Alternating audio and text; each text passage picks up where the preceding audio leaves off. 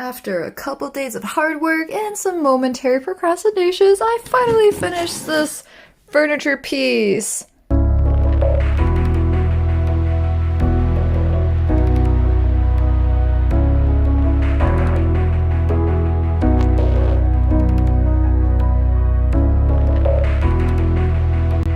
I actually wanted to do this like a couple hours ago so that the lighting would be better, but I just want to get it over with anyway. I'm prepping the surface of this like furniture that my landlord let me use because it's not being used right now, so I'm pretty happy about that. Free furniture, and I'm gonna make it into a sick art piece. But yeah, so I'm just like gonna be prepping the surface with like white spray and making sure that the color's all even before I start painting tomorrow. I'm gonna be doing it on the balcony and just like laying some plastic on so that I'm not gonna be making everything super messy, and I'll see how that goes because I've not actually done this before. But I'm like really freaking excited, and I've been wanting to do something like this for quite some time. I'm just getting kind of sick of painting on canvas, so I'm just kind of like figuring out what other stuff I can be painting on.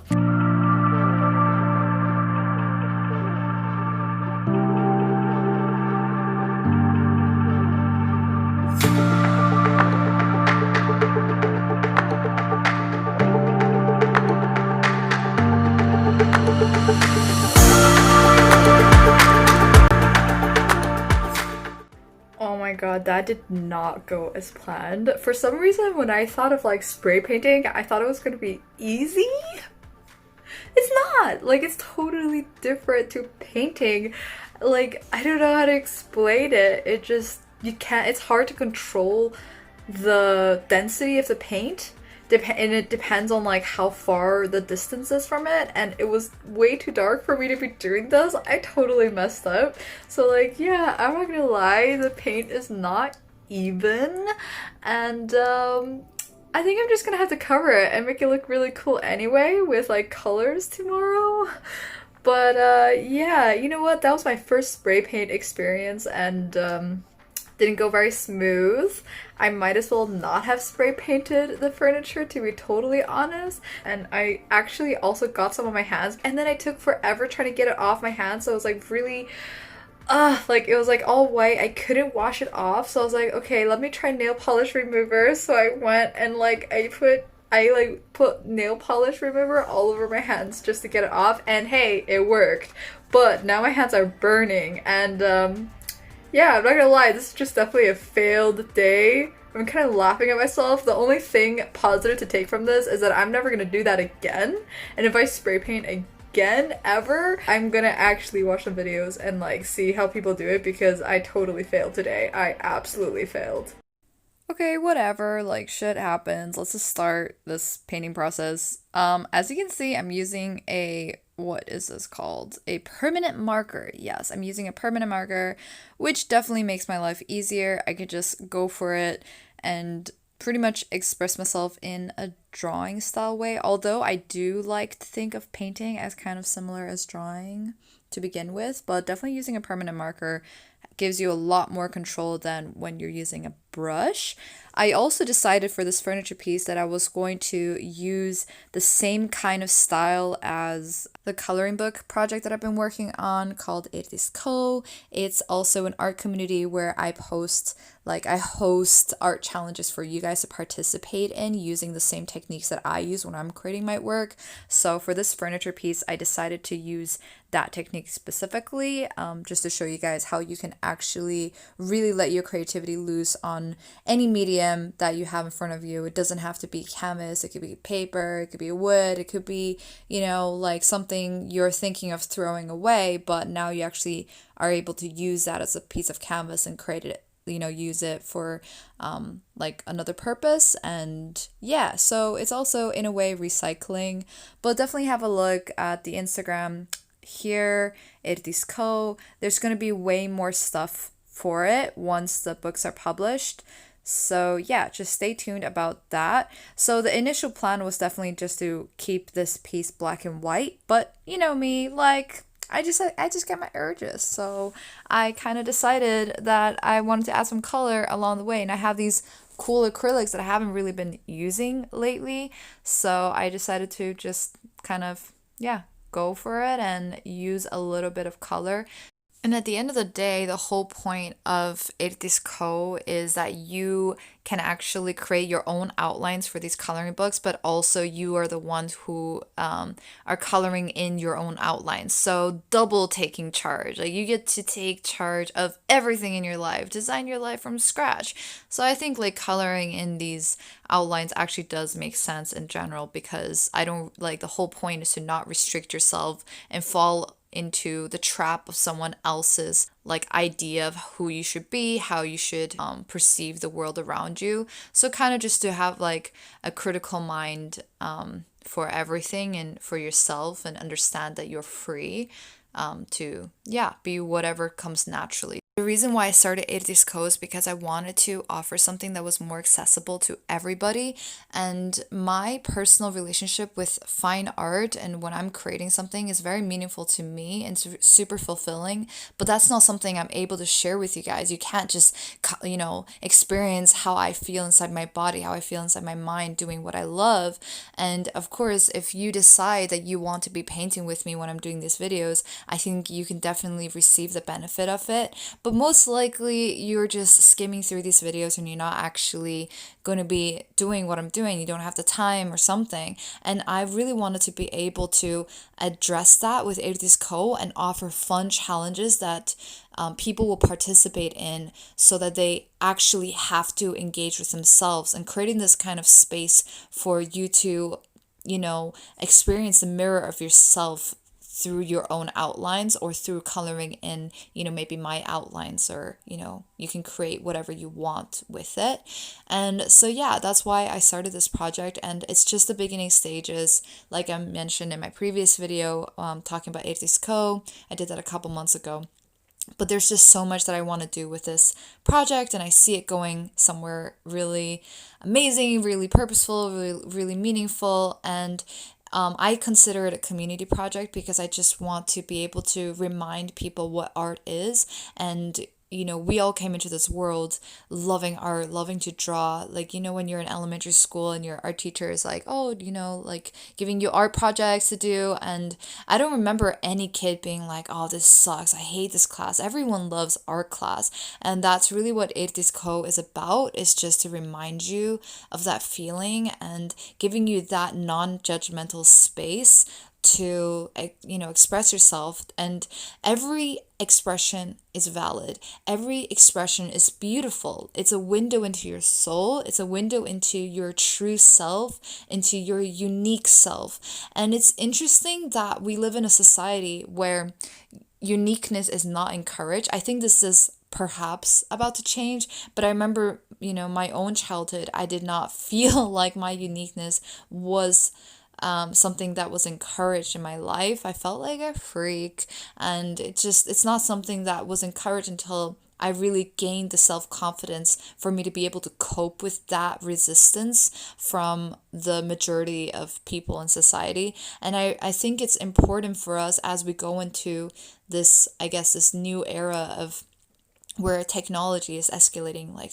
at a crazy speed, where we're really genuinely disconnected from our physical bodies. I think it's important to have moments where you sit with yourself and you find different mediums for you to express who you are and discover that your own uniqueness and connect with yourself in a moment when it's the whole world is basically finding ways to distract you from that. I don't know, I think I just rambled on, but you get what I mean. It's in many ways therapy. This painting literally takes forever. I mean, should I be calling this a painting or a drawing? I can't really tell. Please let me know if you think this is a painting or a drawing. It's kind of rough because I do paint in this and I do draw in this. So, what do we call this? Some sort of hybrid between the two. But like I said, I really think painting is kind of similar to drawing because isn't drawing just kind of like a motion or a moving? But you can also say that drawing is a painting. I remember I had a drawing class that actually was talking about this, and he was just like, you can use anything to draw, and everything is a drawing. You could call a sculpture a drawing if you wanted to, or a drawing, a sculpture, and I was just like, okay, I don't really see why this conversation is important. But if you have an opinion on this, let me know in your comments. Yeah. So for this side of the freaking furniture, what do you call this? Like a shelf? This shelf furniture. I totally forgot to paint the beginning. No, to, oh my gosh, what am I talking about? To film the beginning part of this drawing, so you just kind of saw like the end result. I was thinking of leaving the center of these boxes empty actually, also because it would save me time and work. Or I was thinking of just painting it all in one color, but to be completely honest, I decided not to do that because I didn't want to waste paint. That was literally my reason. So, I decided to waste time instead and do the same thing that I did on the outside of this furniture box on the inside as well. That looks a little bit like a vagina, or a shell or whatever. Let me know what you think that looks like. A snail? And got some weird abstract animals. I remember when I was like drawing that, I was like, oh wait, that kind of looks like animals. But everything kind of looks like everything in this. You could definitely stare at all angles of this forever and you will constantly see something new because I myself haven't even properly seen everything that I did. Like I kind of just I mean, when I see a shape, I just go for it. I don't even process it in my mind what that could possibly is. So I think that if I just look at it enough, I'll be like, whoa, okay, I don't think that I really knew what I was doing, but that definitely looks like five animals at the same time. And I think that's a little bit of like, what is that? That looks like a cell or some biology kind of thing. Maybe I'm inspired by Corona. Maybe that's Corona, like a morphed Corona. Oh no, I didn't even film that in the camera. Ugh, don't judge me. I'm not. I didn't study film, okay? Like this, I'm only doing this for you guys. I'm doing my best, so no judgment. I'm just trying to share. Just sharing is caring. So I'm trying. I'm trying. Don't judge my angles. Yeah, and I mean, speaking of which, this is the worst take for a video. I literally like flipped the vertical image horizontally, but maybe that's just on purpose. There's a lot of monsters in this. Is this inspired by my years in Iceland? I always think that. I'm like, wait, this must be inspired by where I come from. So maybe everything that I do is kind of just like a subconscious representation of Iceland in some way. If you've gone to Iceland, you'd know what I'm talking about. Or do you? I don't know. Like the mountains? It just feels like there's a lot of weird spirits over there, okay? Or maybe it's just because I miss home, so I'm just trying to connect everything with home. I don't know. Yeah, you can see my roots. No judgment. No judgment. Yeah, I do need to like bleach my roots. I've just never done that before. And I'm worried that it's not going to be even. So I'm kind of just waiting it out until last minute. I kind of realized in this moment that I was able to remove the shelf, which is super silly. I should have realized that before I sprayed the first paint in the beginning, like the white spray. But yeah, I mean, never too late to realize this, I guess. And it's kind of cool because I could literally just remove this and just like use it as a painting. And yeah, this is definitely easier. I should have probably just done this in the very beginning. Just like painted the back as a one piece. There's a lot of squiggles in this. I realized that I prefer smooth squiggle shapes over edgy shapes. I should actually challenge myself to create a painting only using sharp angles and squares. That'd be fun. Like only using shapes that I never use. But yeah, I don't know. Like I'm actually curious. I'm curious how that would go. I should totally do that. I will definitely film a video only using angles. Yeah. Honestly loving how it looks. It looks like a sculpture. Super cool. Just a little crazy message. Yeah, you don't have to know what it says. Doesn't make sense anyway. Something about thoughts. Something about, yeah, I don't know. Things. We're coming to an end of this spam voice recording session. I hope I didn't bore you too much. This was a big job. I'm not gonna lie, I finished the piece now, it's behind me. I'm gonna show a close-up in a second, but this took much longer than I expected to take, and it kind of makes sense because like these are all individual panels, so it's kind of like completing multiple paintings in one just by finishing a furniture piece like this. So yeah, I actually was thinking like each of the panels look really great just as individual paintings. So part of me kind of wants to like sell them as individuals, just kind of like remove everything.